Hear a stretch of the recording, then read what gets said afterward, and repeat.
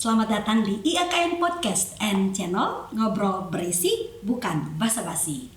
Ya, dalam IAKN Podcast Channel kali ini kita akan membahas topik yang menarik, kisah inspiratif bukan dongeng, ya, tentang pengalaman dari seorang dosen di IAKN Kupang yang berhasil meraih jabatan fungsional lektor kepala. Sudah hadir bersama dengan kita di sini, Bro ya. Saya biasa panggilnya Bro ya, biar lebih akrab. Selamat datang, Bro. Iya. Bro Ferdinand Alexander MPDK, beliau juga menjabat sebagai Ketua LP2M IAKN Kupang. Selamat datang, Bro. Selamat datang juga. Yang punya acara siapa ya? Ya, Bro. Ya. Sudah berapa lama nih jadi dosen di IAKN Kupang? Persis di pertanyaan ini datang saya sudah 10 tahun berapa bulan ya? Kalau dihitung dari Maret sampai ke Juni berarti ada 10 tahun 3 bulan. 10 tahun 3 bulan. Wah, cukup lama sekali. Cukup lama, ya. Luar biasa. Nah, selama 10 tahun 3 bulan ya. Ya. Apa yang Bro punya, pengalaman apa yang Bro punya selama menjadi dosen di IAKN Kupang? Kalau ditanya pengalaman itu sudah pasti sangat banyak ya. Satu aja, Bro, jangan banyak-banyak. Saya mau cerita semua nih. Oh, jangan. Tidak jadi lagi.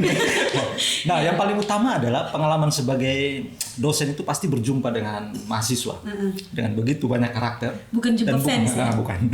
Itu bukan hanya membentuk mereka sebenarnya. Jadi ketika kita masuk mengajar dalam kelas itu ternyata mahasiswanya keluar. Hampir. Jadi waktu kita masuk mengajar ternyata bukan yang dibentuk itu bukan hanya mereka.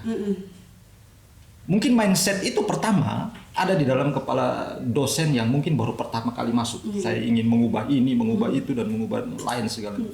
Tapi ternyata setelah masuk di dalam ruang belajar itu kita menemukan bahwa ruang belajar itu bukan tempat untuk melihat perubahan mahasiswa sebenarnya, tapi juga yang pertama adalah kita diubahkan. Jadi apa nih? Luar biasa, Superman. Oh ya. Ya pasti perubahan dari hari ke hari itu progresnya semakin bagus. Oke. Jadi udah berubah belum nih, Bro? Udah berubah belum? Oh, kelihatannya? Belum.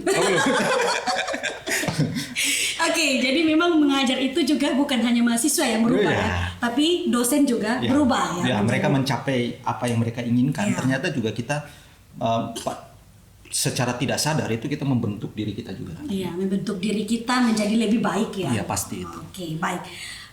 Bro, dengar-dengar Bro bisa nyanyi ya, pinter nyanyi. Itu sebenarnya berita yang saya kategorikan sebagai hoax itu. Oh, iya. Itu tidak benar. Padahal kalau bisa nyanyi, mau coba dengarkan suaranya dikit ya. Jangan nanti. Pokoknya jangan lah. Oke, baik. Kita lanjut nih ke jabatan fungsional ya.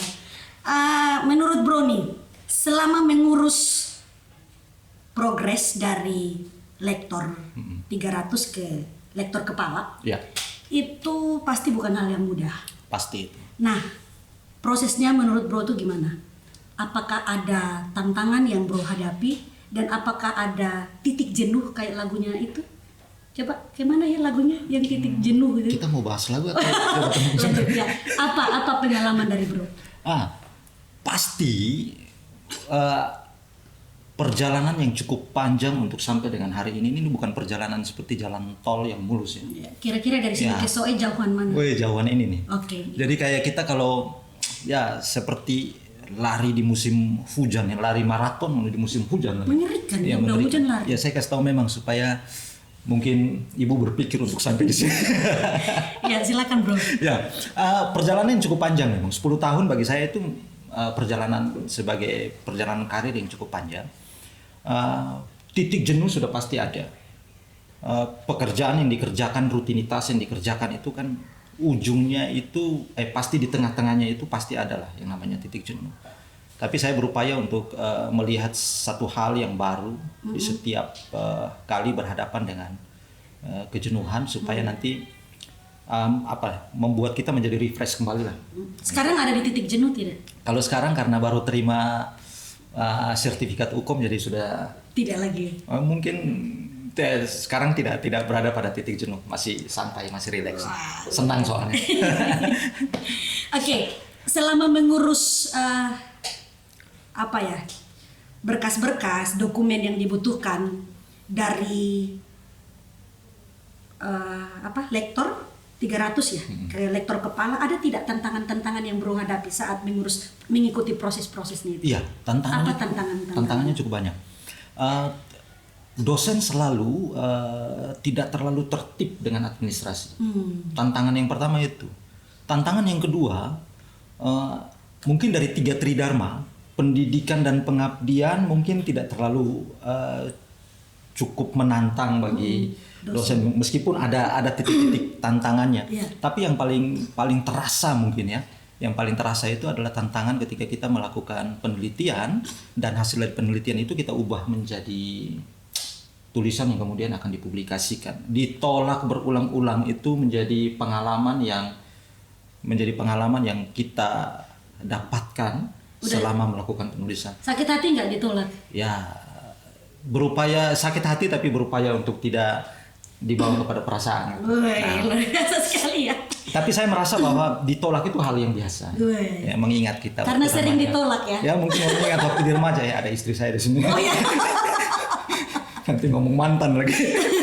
Karena sering ditolak jadi udah biasa gitu ya. Iya, anggap saja kayak gitulah. Karena dari pengalaman saya beberapa tulisan yang kemudian tembus di jurnal-jurnal yang dikategorikan baik itu, pengalaman ditolak itu pengalaman yang akhirnya menjadi pengalaman biasa yang sudah tidak lagi menjadi alasan untuk saya menjadi patah arang gitu. Itu menjadi hal yang biasa. Jadi apa nih tipsnya nih, triknya nih ketika ditolak? Ini menarik ya. Kan tidak pasti semua dosen juga mengalami seperti ini. Ketika submit tulisan ke jurnal dan itu ditolak. Nah, biasanya tips apa nih yang bisa Bro bagikan kepada dosen supaya memiliki perasaan yang sama gitu? Iya, jangan putus asa. Ya, yang pasti bahwa kita semua, setiap pribadi, setiap individu dosen itu kan pasti punya tujuannya masing-masing ya. Ketika dia mau menjadi dosen, dia mau capai apa itu pasti kan sudah ada. Ingat kembali apa yang menjadi tujuan, lalu kemudian konsisten dengan apa yang dikerjakan. Konsistensi inilah yang akan membawa kita mungkin nanti akan sampai ke titik di mana menjadi tujuan kita gitu. Jadi jangan menyerah dan stop situ ya. Atau biasa, langsung anggaplah stop biasa. nulis ya. Ya, tidak harus gitu. Maksudnya alasan penolakan itu bukan menjadi alasan untuk kita menjadi stop menulis, tidak. Ditolak biasa. Iya, justru itu menjadi tantangan. Kenapa saya ditolak gitu? Harus membuktikan diri kan. Ketika ditolak di jurnal itu masih menantang untuk submit ulang lagi di jurnal pasti. itu? Beberapa jurnal yang kemudian tulisan-tulisan saya kemudian terbit kembali di jurnal itu adalah jurnal yang dulu pernah tolak saya. Lalu mereka terima. Harusnya Bro balas, dulu tolak sekarang terima. Oh jangan. Ya. Saya yang butuh dia soalnya. Oke. Bro, ini lagi nih. Tadi menarik nih, tridharma perguruan tinggi kalau pendidikan dan pengabdian kepada masyarakat biasanya kan dosen-dosen pasti melaksanakan ya. Tapi penelitian ini dan dijurnalkan di jurnal-jurnal terakreditasi itu kan sedikit ya. Ya. Diakreditasi dan bereputasi. Dan bereputasi ya, akreditasi dan bereputasi itu kan tidak semua ya. Nah ini luar biasa sekali. Nah menurut Bro sendiri, Bro punya target tidak di dalam 1 tahun itu harus menulis berapa jurnal? Berapa artikel? Iya, benar. Paling tidak dalam 1 tahun itu harus menghasilkan 1 artikel atau satu tulisan yang siap untuk disubmit. Paling tidak sudah harus menghasilkan itu. Target itu biasanya saya buat tiap tahunnya. Entah nanti saya akan mencapai target itu ataupun memiliki kesempatan untuk melampaui target itu merupakan hal yang lain. Tapi target itu tetap harus ada. Nah, biasanya saya bilang saya coba untuk mensiasatinya seperti ini. Punya target yang kecil tapi realistis. Ya, realistis untuk dicapai. Meskipun kecil tapi realistis untuk dicapai. Dan kemudian konsistensi untuk mengerjakan apa yang kita sudah targetkan itu. Oke, kalau tahun 2025 nih berapa target nih? 1 sajalah. 1 ya. Sementara dalam proses review sekarang. Dalam proses review, luar biasa. Dalam 1 jurnal bereputasi. Oke.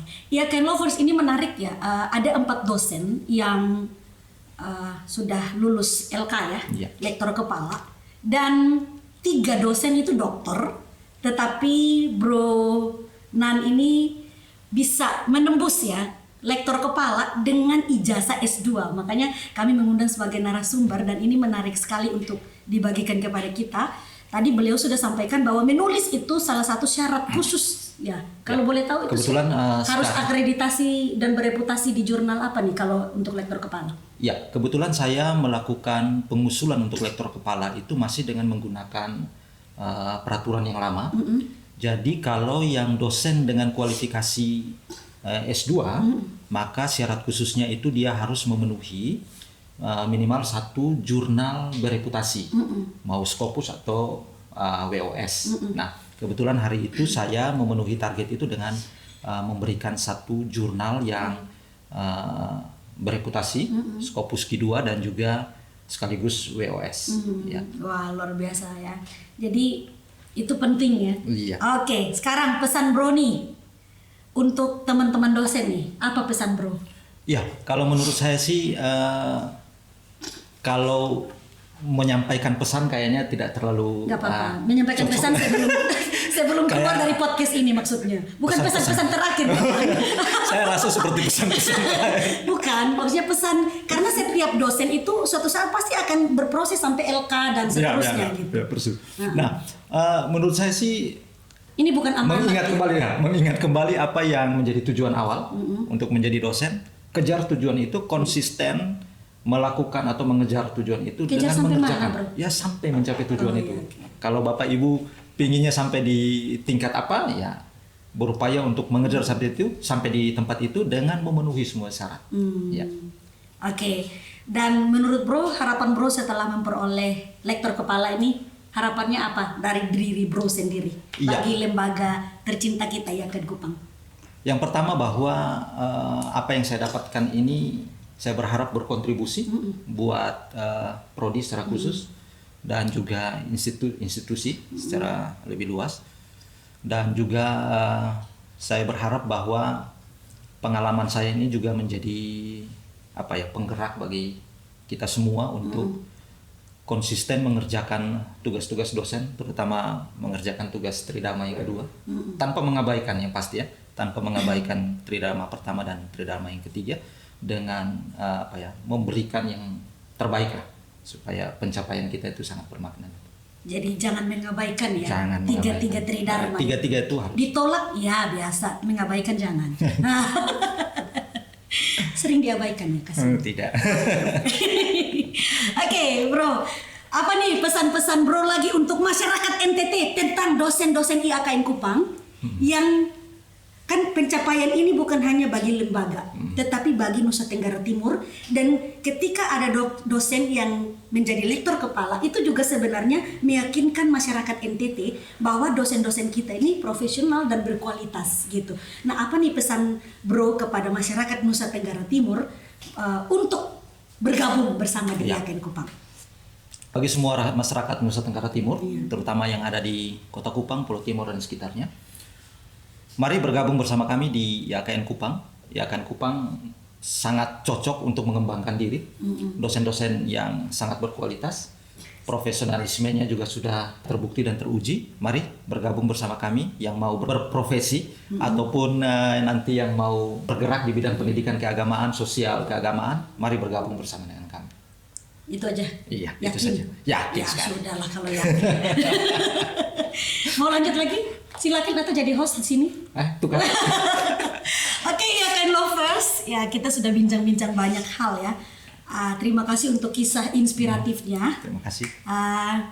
Yang sudah sangat menginspirasi kita bahwa ketika ada kemauan, ada tekad, ada komitmen, pasti kita bisa mencapai puncak. Ya, pelan tapi pasti. Jadi kerjakan pelan-pelan tapi komitmen tadi yang disampaikan oleh narasumber kita, maka pasti kita akan mencapai apa yang menjadi tujuan kita. Terima kasih banyak Bro sudah hadir di sini. Sama-sama. Ini pertama tapi bukan terakhir. Pertama dan bukan terakhir. Harapannya.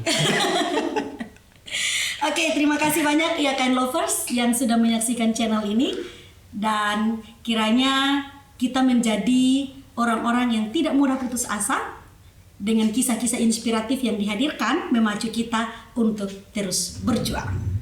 Terima kasih. Salam dan Tuhan memberkati. Goodbye.